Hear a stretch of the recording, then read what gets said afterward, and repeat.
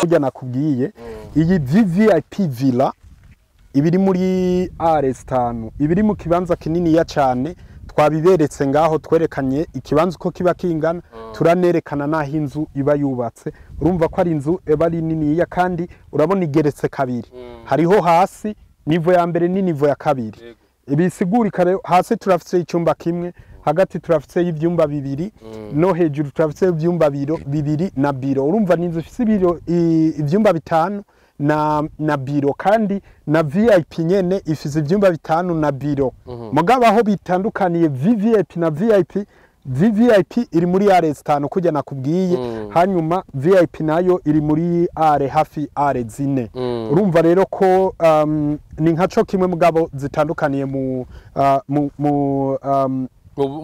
bwaguke bw'ama parcelle nayo ubundi zose urabona tuba dufite amabarko canke ico no kwita nka rooftop mu nzira yo kugira abantu baprofite nyene akakayaga bibereho neza bagume turafise ibarabara rimwe abiri atatu ane amabarabara gabura village ashika kuri ane kandi ayo yose azobateka ibiti azoba ariko utwo aho kwinonora imitsi urumva kwakwiye nayo ubundi kujya nakubwiye rero urumva amashops yumvuza amashops cyangwa amasoko n'amafarmasi urumva rimwe wanashaka n'ububare burimwo mugabo ibintu biri luxury ibintu vyigeze kwibonekeza mu myaka yahera mu mazu mwubatse benshi bamwe bavuze bati twebwe twibwe bamwe bakitira Fabrice abandi bakavuga ngo baranabahaye n'amafaranga muri ko mukora iki kugira ngo ry'amaka yabaye zijya ngorane zabaye ntizosubire kugaruka.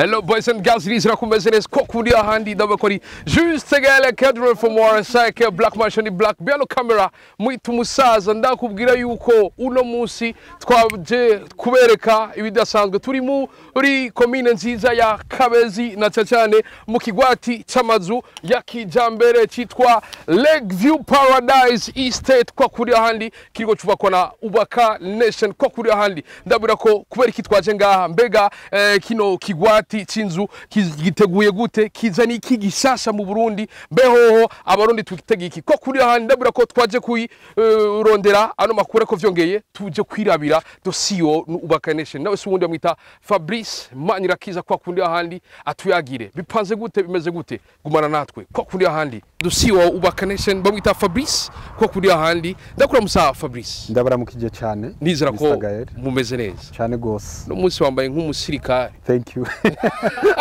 Umusirikare w'Imana. W'Imana. Haje ngo wama mu rugamba. Yes, cyane gose. Kubatahazi aha ni hehe turi mu bikiga Fabrice? Urakoze cyane, karibu cyane aha ni muri commune Kabezi, zone Ramba, Ibujumbura. Akaba ari hano tugira twubake ikigwati cy'akataraboneka twise Lakeview Paradise Estate mu yandi majambo tugira twubaka amazu ari muri paradizo. Paradizo kwisira baho? Oui, yes, yeah. Yo paradizo, yo umuntu yumvise paradizo. Encore plus mu Burundi. Yo paradizo bimeze gute gafa? Urakoze aha tugira tubaka amazu ashika 50. Amazu ya kijambere hazoba harimo amazu y'ama VVIP, ama VIP n'ama apartment. Aha tukunze tubyita Lakeview kubera Lake Tanganyika murayibona imisozi yo muri Konge murayibona cyo ngunze kubivuga ati n'uzobashonje azoca manuka nigera hajya dugana umukeke. Ibazu uri kurajya la viande blanche. That's right. Oui. Azora ibintu bikomeye cyane gose. Cyane gose. Ni inyubako zizoba ziri hafi ikiyaga Tanganyika. Yes. Ariko twumvise mu Kabezi hari ibice byinshi vyekereye ikiyaga Tanganyika. Kweri kigushima kino kibanza. Urakoze aha twashimye ngaha kuko first of all twarose kibanza kinini aho dushobora kubakamwo ikifuzo cyacu kibigwati byo bita gated community. Icya kabiri naco urabona ko twarose haruguru yibarabara bisigura iyo RN2 iri ni barabara rije mu Rumonge na Nyanzarake urabona ko munsi yaho hari ikindi kibanza ico sigwacu mugato tegekanya kuzogisaba nimba ari cy'umuntu nimba ari cya leta turabe ko twahubaka resort nziza canke beach nziza wanashaka bikunze twashire parking y'ubwato ntawe uje kundaba ndi ngaha uzozuza n'ubwato mu minota 5 uzoburi ngaha uti no mu mazi hari ubuzima cyane gose ati kandi barashobora kwideplace asha se muri Yesu gusa baba we biriko biza neza wow ego turashobora kwinjira tukabona karibu cyane nuko rero tukaba rero dushitse na cyane ndabibutsa yuko no munsi ryari gutanguzwa icese itanguzwa icese rya kino kibanza ikibako rya kino kibanza oya si gutanguza icese kuko twaratanguye ahubwo no kumenyesha ibikorwa ko byatanguye kumenyesha umugambi ego nuko buno burara rero bupanze gute na cyane ko turi imbere ya kino gicapo Fabrice urakoze nkuko nabibabwiye ni Lake View Paradise Estate urabona iri muri Kabezi ibujumbura ni kigwati cy'amazu ya kijambere iri muri nababwiye ko dukorera muri programa ya Fab Homes rero kuri iki gicapo iki ni gicapo cyose cha village uko izobimeze hariya twahereye kuri entre iri ni barabara rya RN3 aha ubugiye mu Rumonge haje bugiye bujumbura urabona entre niyi urabona ko ucubona ya mashop aho zoba yubatswe ucubona na ya petrol station aho zoba yubatswe ariko tukiri ngaho nyene ntitugende twihute station ya petrol muti rero mwebwe mwavuze muti muba mwironkera ga station kiwanyu gusa byose iyo station ya petrol izoba ari yironka yaba abantu gusa bo ngaha canke ni yabene gihugu bose kujya mwabibonye imbere urabona iri ni barabara bisigura ko ya mashop ni station azokoresha abazoba bariko baraca muri iri barabara n'abazoba baba muri village urumva ni kuri bose dukora ibintu biba access kuri bose ikindi rero tubandanije ko ni cyuko no babwira yuko aha urabona ko ubuyibonye uri hejuru aha muraza kubona ahantu twashizemo swimming pool ntibirimwo piscine abarundi piscine twashatse kwerekana ko iki kibanza ari kininiya kuburyo ushatse na swimming pool canke piscine woyishiramwo nayo ubundi ngira urabona inzu iteretsemo kujya twabiberetse ku maparcelle amwe urabona ko ikibanza kiba ari kininiya kikwije aha iyo niyo cyo twita bird eye view ya village urabona kuri ya entre hazoba hariho entre na exit right here naho usohokera aha naho kuri iyi image ubu waravye uri nyuma urabona hahandi hazoba hari piscine commune hakazoba hari na hahandi ho gukinira basketball n'amaparking na ya ma apartment nayo ubundi aha abari hari inyuma usohotse urumva usohokera ino Tanganyika ngiyi ari ngijye urayibona ukunyene mubibona ngaha nabujya bwato ndiko nabona mbona mwana bushizemo ntibukwiye uno munsi bwagiye aha naho twashatse kwerekana ko twatanguye gukora aya nayo ni avenue y'indani amabarabara y'indani uko azoba ameze kujya nakubwiye ni VVIP 17 urabona ko kwa kundi nababwiye aya najya ama information nagenda babwira nayo bundi iki ni gicapo cha apartments inzu ya apartment uko izoba yubatse iyi ni villa ya VIP hanyuma iyi ni villa ya VVIP rero umugambi wa Lake View Paradise Estate kujya twabibabwiye nuko panze turacari ngaho nyene amazu mwe naya keshi na keshi hari ibintu abasabwa na cece ku bantu baba hamwe arasabwa yuko haba hari ama pharmacy na cece mu gihe umuntu aba yagize ikibazo c'ingwara arasaba yuko abantu baronkera aho bakinira nivyo mwatweretse yo piscine mbega ico cyosho mwamwaraciyumvire kugira ngo abana bazokurira ngaha baronka aho bashobora kwinonorera ikana abavyeyi bafise baronka aho bahurira cyane gose twebwe iyo turiko turakora ibi bikorwa nico twita gated community so urumva no kurema community rero urumva nizo inclusion zose turazishiramwo kuko for example avyiri barabara ryo hagati ririko footpath hajya bisigura n'abashaka kugiramwo sport indani bashobora kuyigirira hanyene wibuke yuko rero uravye turafise ibarabara rimwe abiri atatu ane amabarabara gabura village ashika kuri ane kandi ayo yose azobateka ibiti azoba ariko utwo aho kwinonora imitsi urumva kwakwiye nayo bundi kujya nakubwiye rero urumva amashops yumvuza amashops cyangwa amasoko n'amafarmasi urumva rimwo wanashaka n'ububare burimwo mugabo ibintu biri luxury ibintu byiyubashe kuko ngira urumva ko nababa ngaha keshi baba abantu nyene baba biyubashe wanashaka niko no bivuga nayo bundi ngaha muri iki kibanza cyo ngaha usibye ko ku gicapo twashize ko piscine nitwaheza ibi tubikora ubwa nyuma turashobora guheza ugasanga ababa mu bavuga ati no piscine ntituyishaka nimutugirire aho kogereza imiduga tuca tubikora ubwo ivyo uko nyene nayo ubundi twenyene tuca tubibafasha no muri maintenance kugira hagume hasukuye hagume tuhakubura habe hari imiduga ijya guta imyavu nayo ikitegagiwe cyo ngaha kuri entre ngaho uraza kubona harimo inzu y'abasekirite aha rero haba hari abasekirite bakora amasaha 28 hakongera hakabamwe ama ecran y'amakamera bisigura ushatse novuga ati kuza kwiba aduza urupangu hariya baba bahejeje kumubona areti kaci urumva rero bari barimwo ngaba bafise umutekano ijana kwijana twakuze imisi yose umuntu wese ariko arakora yifuza gutera imbere avuga ati ndifuza kuba mu giti bisigura ko igiti nkuko nyene icubahiro umuhisi Bagaza president Bagaza yavuga ati hategwa igiti kugira ngo ahantu haheme mbega mwena no mazu ko abarundi babakeneye impwemu nziza n'umugambi w'umukuru w'igihugu murabizi ko harimo yuko igihugu cyambara ibiti hari ico mwateganije kugira ngo bano bantu baba ngaha baronga kayaga keza kaza kiyongera ku kayaga gahuhera k'ikiyaga Tanganyika ijana kwijana ahazo hatewemo ibiti byinshi wanashaka hategwemo n'amashugwe meza wanashaka urumva rero ivyo byose biri mu bintu bya mbere dushira imbere kuko hariho n'ama comment twarose ku bikorwa bya mbere CSB village twubatse muri Miriware baravuga ati ahantu ni heza cyane mugabo harabuze ibiti urumva aho bari bahejeje kuduha iciyumvira rero bisigura ko ngaha ivyo byose biri mu byo tuzoshira imbere nahantu hazoba hari friendly novuga ati eco friendly mu nzira zose tuhite mu giti rero reka tuhite muri paradizo nukuri kuri dusigurira biriko bigera neza uri kuri dusigurira bimeze umuntu arumva VIP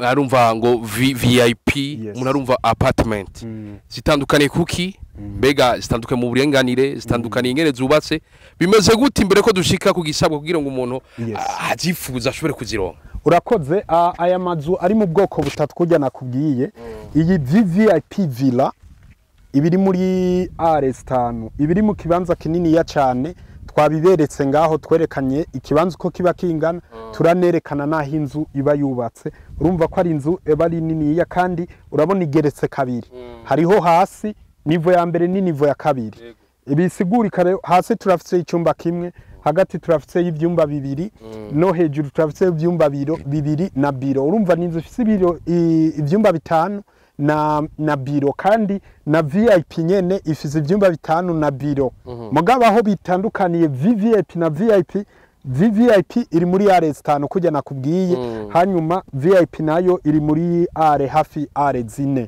urumva rero ko ni nkaco kimwe mugabo zitandukaniye mu bwaguke bw'ama parcelle nayo ubundi zose urabona tuba dufise amabarko canke ico no kwita nka rooftop mu nzira yo kugira abantu baprofite nyene akakayaga bibereho neza bagume mu mpwemu idasanzwe yera so apartment nayo iba apartment imwe ibiri muri superficie ingana na R2 urumva rero ko nayo iba yagutse kandi kabigizwe n'ivyumba bitatu na salon na salamanje n'igikoni ndani hanyuma hariho n'ukuntu twamenaje abashatse bazoronka n'ibikoni hanze kandi amazu yose kujya nabivuze arongera karonka n'ibikoni byo hanze bisigura mbo hariho igikoni cyo hanze hariho icyumba cy'umuboyi cyangwa umuyaya hariho toilet y'umuboyi cyangwa umuyaya urumva ko ntabwo kuvuga ngo umuboya guciye hejuru ngumva ngo nayingiye ngo kugira ibi ni nka kujya nakubwiye urabona aya mazu yose nk'iyi for example izo bifise access inyuma ikagira access n'imbere urumva rero ko amazu azoba afise byose bikwiye nabundi nkuko mubibona aha tugira dukwiza ibice 10 kwijana bya development ya project yose kuko nkuko ubibona amabarabara turiko turayaca turiko turaklotira amazu vuba turatangura kuyubaka so urumva ko ari ibintu byiza uko uratubwira ivyo uratubwira ingene bisanzwe bimeze ariko mba nkeneye kumenya kenshi na kenshi tuba turi mu gihe abantu baba bakeneye internet ugiye kuraba ahantu mu Kabezi na hano internet nibaza ko irahara ariko si nk'iyo umuntu nyera ari Bujumbura mu Kabondo canka handi hantu hari ikintu cyama gikino cyane citwa amatara. Ico ni ikintu umuntu akeneye kuba ahantu heza aba ariko arakenera. Hari ikintu citwa amazi. Turi mu mugambi mu gihe igihugu kiriko kiraja mu mugambi wihaye ihangiro 2040 Burundi pays émergent, 2060 Burundi pays développé. Mbega mu kubaka bino bintu acaca ko tuja mu iryo terambere, ivyo mwaravyumvire kugira ngo abazoba ngaha bashobore gushika kwino mbono y'igihugu. Urakoze cyane. Ibikorwa byose dukora biza gusahiriza umugambi wa leta wo kugira uburundi wo kure mu Burundi bushasha. Twewe ikivugo cyacu ni we are building Burundi, turiko turubaka Burundi. Rero nk'ubu dufatiye ku kintu ca internet, burya internet ngaho isanzwe hari mugaba kabijya kanarengaho dutegekanya ko tuzozana fibre optique nitwasanga idahari bien sûr mu nzira yo kugira ngaha dushobore kuronka internet yiruka cyane. So ku kintu kijanye na internet ico ni cyambere. Ikijanye n'umuyaga nkuba wowo sinzi ko abonye hagehe ngaje amapoto y'amatara akabijya burya kabezigiye kuba novuga ati iratiro ry'u Burundi bwose. Kuko iyi kabezi usibye ko ariho hantu hambere je mvuga ati niho heza cyane hambere mu Burundi maze kubona hambavu y'ivyo ego cyane je fatiye rabi imisozi that's number 1, rabi Tanganyika that's number 2. Ivyo rero biri mu bintu bya mbere je binyemeza ko ari heza cyane. Nico gituma twubatsa, nico gituma tugira twashire paradiso. Hambavu y'ivyo rero nkavuga ati gituma narimvuze ati kabezi iri kiratera imbere ku bwoba nuko novuga ati na station y'umuyaga nkuba wose uva muri Jiji Murembwe ugiye bizokubakwa hajya inyuma y'uwo musozi. Urumva rero ko ikintu kijanye n'umuyaga nkuba uzoburi ngaha uzoba ari mwinshi cyane. Hambavu y'ivyo rero ku kijanye n'amazi naco ahasanzwe hari amazi plus tweho twara na forage ngijya isanzwe n'ubu nyene ihari ituma dukora ibi bikorwa mugabo hambavu y'ivyo dufite nko ikintu cy'amatara so kuvuga ngo twemeje ijana kwijana turaha uburenganzira abakiriya bashaka ko tubashiramo amaplaque solaire ico kirashoboka. Hanyuma icya kabiri n'abashaka ama reservation amatanke y'amazi navyo birashoboka. Urumva usivye ivyo duprevaya urumva n'umukiriya kwagiramo uruhara rwo ko novuga ati kongeza inguvu muri iyo environment canke muri ivyo abayipfuza.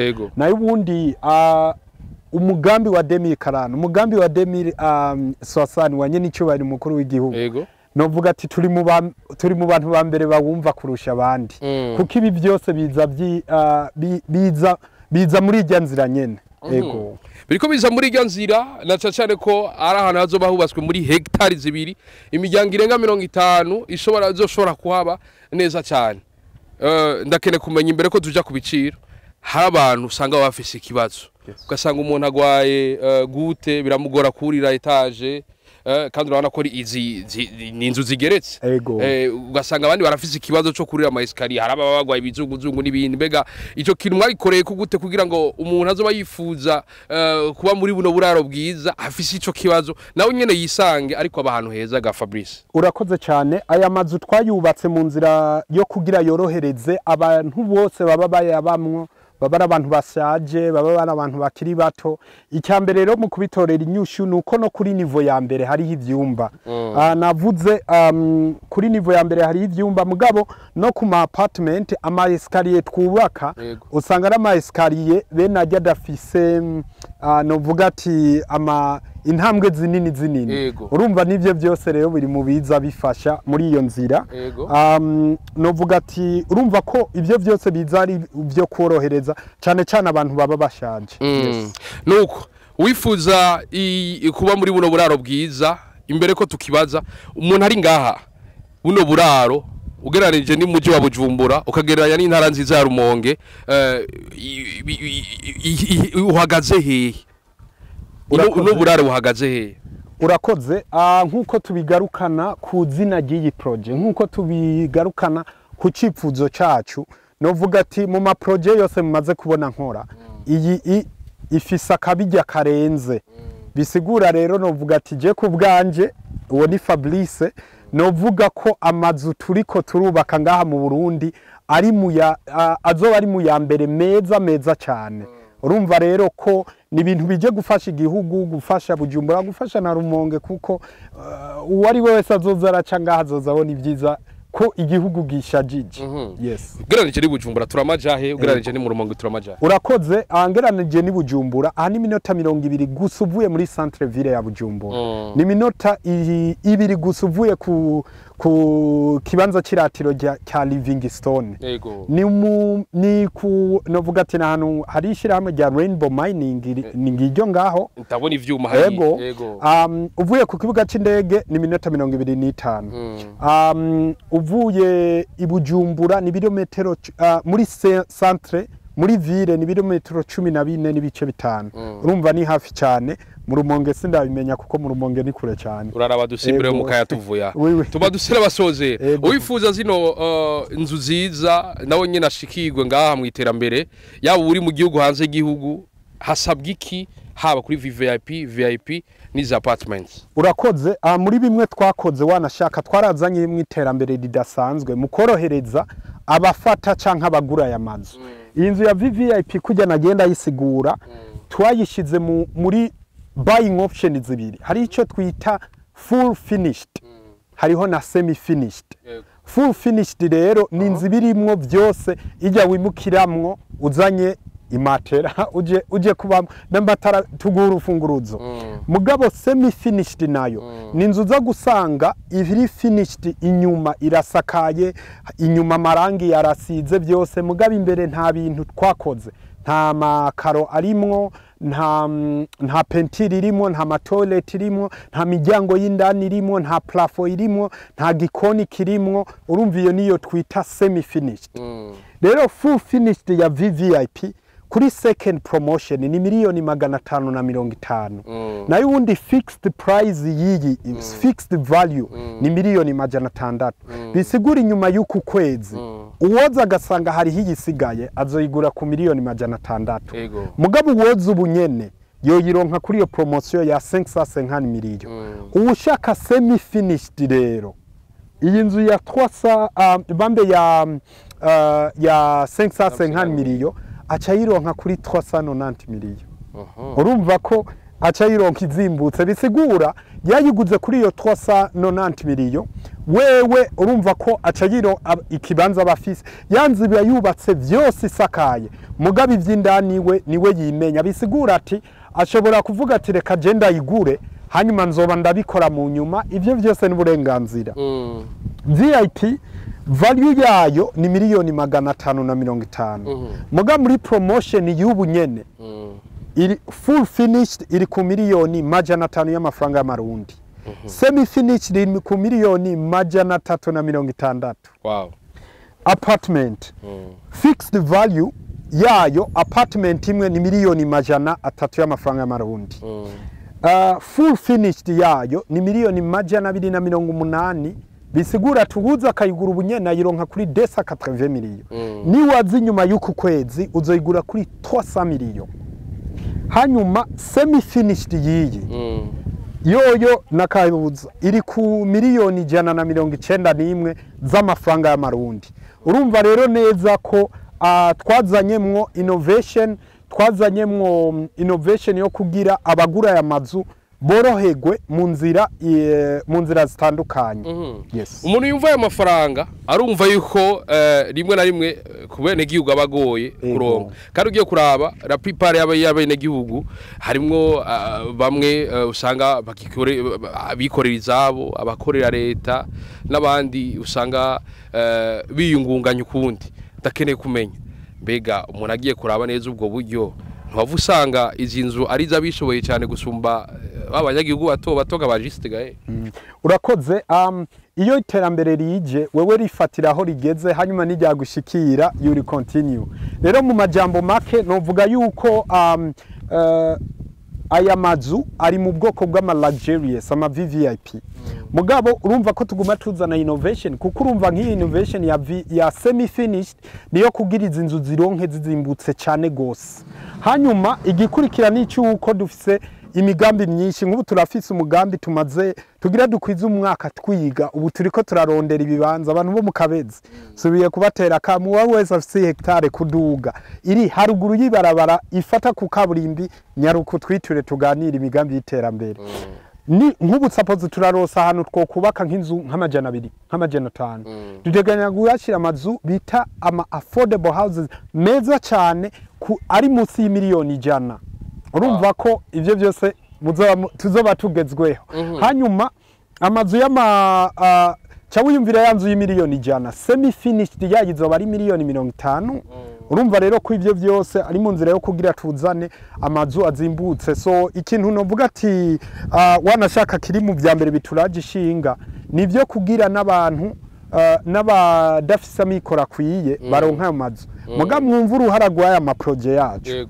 nuko wibukuru aya ma project turariha amakori aya ma project turatanga akazi urumva wa muntu yarosa akazi ari karaca amahera azogurisha azoguramo na winzu so aya ma project ataje umuntu akava yibaza ngo yanga urumva ngo nuko baciye batangura kuzizimvye iyo twabireka nta na kimwe twari kuronka mugabo tuze dushigikiranira kuvyo tuba tugeze kugira tubandanye dutera imbere isigaje ibibazo bibiri ikibazo gisari cyanyuma uwifuza izi nzu hasabwa iki mbega umuntu yari rimwe nimba batari rimwe bigenda gute ko tuzi kenshi na kenshi twakuze twumva kugira umuntu yubaka inzu afata akadeni wifuza gufata ideni aronka ino nzu hari cyo mubafashamo urakoze cyane izi nzu zose zifise ama payment option atatu payment option ya mbere n'umuntu ashobora kuriha cash urishe cash acaronka discount canke tukamumanura ibice bitatu kujana 3% discount hanyuma option ya kabiri n'uriha ibice 35 kujana ayasiga yakayariha mu mici 6 mu kiringo kitarenza amezi 18 umwaka n'igice urumva uwo nububa yashimye kudaca muri banke option ya gatatu nayo n'uriha ibice 35 kujana 35% hanyuma yasigaye tukaca tumujana muri banke gusaba ingurane ashobora kuronka ingurane ashobora kuriha wanashaka gushika no ku myaka 200 kungura novuga ari kuri todo itavunye ni nakamo nyene ko kugubandanya cimira ama banke yo nga mu Burundi kuko ari karijukira gufasha abubaka amazu cyane cyane aba diaspora babandanya baronka amadeni aba diaspora bobo novuga ati bobo biraryoshe kuko no mu gusaba ideni cyangwa mu kuronka ideni ntibikenewe ko baza no mu Burundi bashobora kuronka ideni bataje mu Burundi kandi nitwe nyene tubibafashamwe n'amagaranti nitwe tuyabatangira nuko rero nibaza ko dusara basozere murakoze cyane imbere ko tuvuga ijambo ryanyu yego harabayimwe ibintu vyigeze kwibonekeza mu myaka yahera mu mazu mwubatse benshi bamwe bavuze bati twebwe twibwe bamwe bakitira Fabrice abandi bakavuga ngo baranabahaye n'amafaranga muri ko mukora iki kugira ngo ry'amaka yabaye zijya ngorane zabaye ntizosubire kugaruka na cacare ko amafaranga abari menshi urakoze muri aya maproje mu ntambamyi zimwe dugenda turahura nazo n'abantu babashaka kuducafuza cyangwa kuduca intege muga nka nakajyo ko guhanura abarundi muri rusangi abarundi muri rusangi twige gushigikiranira twige gufashanya twige gushigikira uwo tuba tubona ari karateza imbere igihugu nitutabikora uku nta terambere tuzigera dushikako rero nkaje urumva harabaje bavuga ngo mama baduhaye amafaranga ngo twakoranye na Medoraville ngo twagize bijya byose ni ibintu byo gucafuza umuntu nkavuga ati twarabatsinze mu izina rya Yesu nico novuga mugahambavu y'ivyo abo bose baba bapfuza gukorana natwe batwiture baciye mu nzira nyazo nka jewe Fabrice sigaje nagiye muri Facebook usanga hari abantu 10 bitirirwa Fabrice naje ndatangara mugabo inimero zanje je nibigwa nsubire ndazivuga ni guteranya bajana 257 68 47 ubusa 4 izo nizo nimero yanje umbuze kuri nimero yanje nyandikira email genda muri Google wandike Fabrice Manirakiza cyangwa urabe wa Connection Group uzoronka kodone zanje direct paraporo yo guca ku bandi bantu nayo bundi ijwi ryanje nibaza kutazoriyobeko urumva rero abatora rimezo ko nyene kabisa ndabashimiye gose je nitwa Fabrice Manirakiza on Umukubito Show. Welcome to Lakeview Paradise Estate. God bless you all.